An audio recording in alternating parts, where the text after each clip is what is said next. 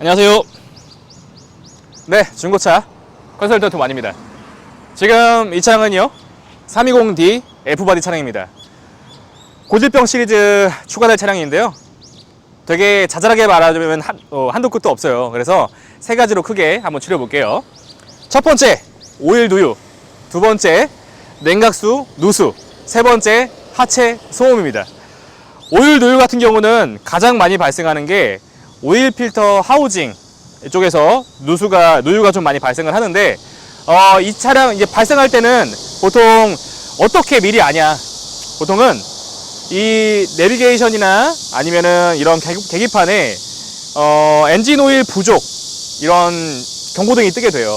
그러면은 엔진 오일을 무조건 넣어야겠다 생각보다는 이런 증상이 있을 수 있구나라고 생각하시면 돼요. 보통 이전 이바디 때도 누유가 좀 많았어요. 그래서 그때는 더 심했죠. 그때는 중고차로 구매하시는 분들이 보통 누유 뭐 3종 세트 이런 식으로 해가지고 완전 풀로 다 교환을 하고 막 그랬었어요. 근데 지금은 F바디여서 좀 나아졌지만, 그러더라도 열이 좀 많이 발생하는 엔진이라서, 또 진동도 발생하는 엔진이라서 그런지 몰라도 네, 누유가 좀 아직까지도 많이 발생합니다. 그래서 아까 대표적으로 말씀드렸던 오일 필터 하우징은 보통 교체를 할 때 좀 시끄러워서 좀만 이해해 주세요. 네, 교체를 할 때 센터에서 교체하신 분이 있고 보통 공업사에서 교체하신 분들이 있어요. 근데 웬만하면 센터 교체를 좀 추천드려요. 왜냐면 비용 차이가 생각보다 크진 않습니다. 어쩌면 크다면 큰데, 보통 이제 기본 공업사들은 한 180만원 정도 비용이 발생하고요. 센터는 220만원 정도가 들어가요. 근데 웬만하면 센터를 추천드린 이유는 수리하시고 나서 2년 동안 센터에서는 또 보증을 해줘요. 그리고 가스켓이나 보통 이런 누유 수리 같은 경우는 웬만하면 센터 가시는 거를 좀 추천을 드려요. 왜냐면 그 과정을 좀 제대로 FM대로 안 지키는 그런 센터도 일반 공업사도 있기 때문에 웬만하면 큰 비용이 드는 것들은 센터를 가시라 말씀드리고요. 두 번째는 냉각수 누수입니다. 냉각수 누수 같은 경우는 왜 발생을 하냐면, 보통 흡기 라인 쪽에서 카본때가 많이 껴요. 그러면은 열이 더 발생을 하겠죠. 가뜩이나 많은 열이 발생하는 곳인데 열이 더 많이 발생을 합니다. 그래서 냉각수 커넥터라는 부품이, 이렇게 보면 냉각수 이렇게 플라스틱으로 돼서 기역자처럼 꺾인 부품이 있어요.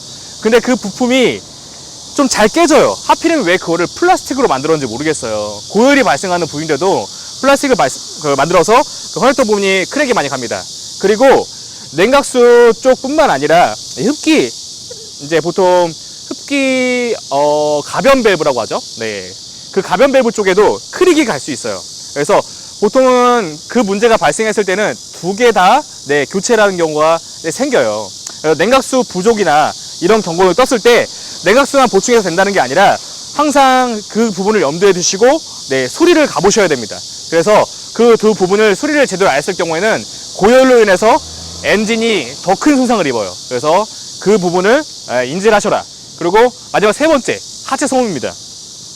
이거는 뭐 병아리 소리, 뭐 돌고래 소리, 뭐 이런 식으로 말을 하는데, 오너들끼리 차가 브레이크가 브레이크를 밟기도 전에 멈추려고 서서히 줄일 때 소리가 삥 이런 소리가 나요. 그리고 브레이크 밟을 때도 삥 이런 소리가 납니다.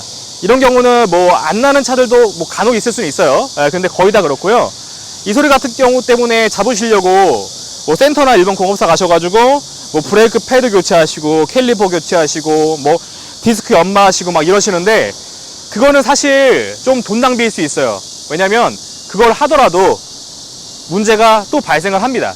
그리고 센터 가셔도 이 원인을 정확히 몰라요. 그리고 또다시 수리를 하고도 다시 문제가 발생을 합니다. 그래서 감수를 좀 타셔야 되는 부분이고, 뭐 닭동상 문제는 없는 거니까 걱정은 안 하셔도 돼요. 그리고 브레이크 밟을 때만이라도 만약에 소리를 줄이고자 하신다면은 세라믹 소재가 들어가 있는 브레이크 패드가 있어요. 그 저소음 브레이크 패드를 교체하시면 그 부분은 좋아질 수 있으니까 참고를 하시면 되고요. 이렇게 세 가지로 나눌 수가 있습니다.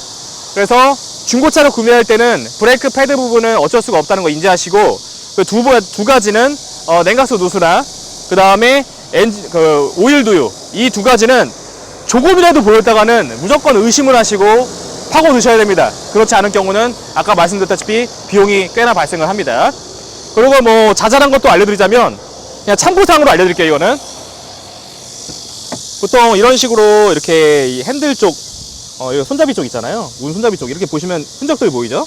이런 것들이 뭐냐면 이게 플라스틱이 녹는 증상이에요. 지금도 이렇게 누르면 쏙 들어가요. 손톱으로 이렇게 누르면 보이시죠? 예, 고무처럼.